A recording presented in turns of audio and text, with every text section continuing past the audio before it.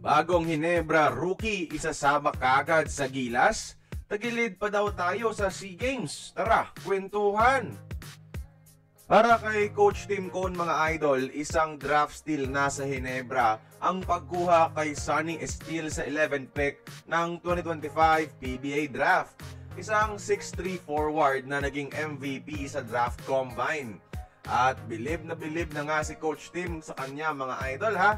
Maganda ang impression sa kanya ni Sonny. To the point na sa isang interview, kino-consider na siya ni Coach Tim sa Gilas in the future. Sabi ni Tim Cone, may height at length daw si Sonny na pwede sa international competition. Ang pag-adapt na lang sa triangle nang mabilisan ang magiging susi niya sa national team.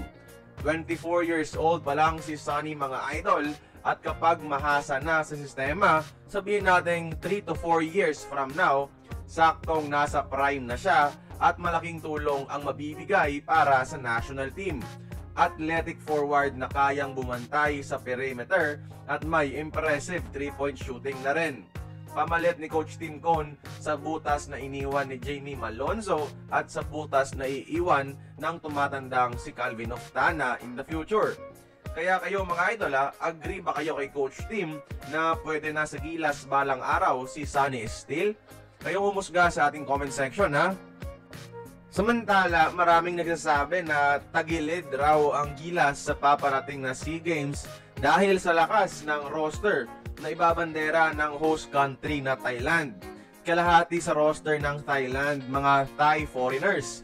Yung point guard na si Freddie Lish na isang 30-point scorer sa FIBA.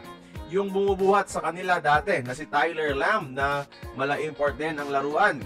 Yung Thai-Nigerian big man na si Junior Ejesu na naging MVP sa kanilang local league.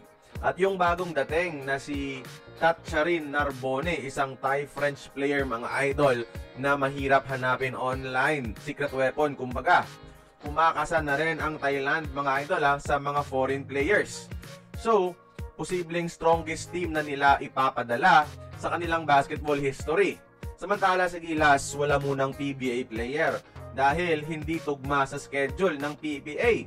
Pero nandyan pa rin naman itong si Justin Brownlee at si Remy Martin para sa ating national team. Kaya tingin nyo mga idol, lugi ba tayo sa Thailand ngayon o tatambakan lang natin ulit sila even with a weaker Gilas roster?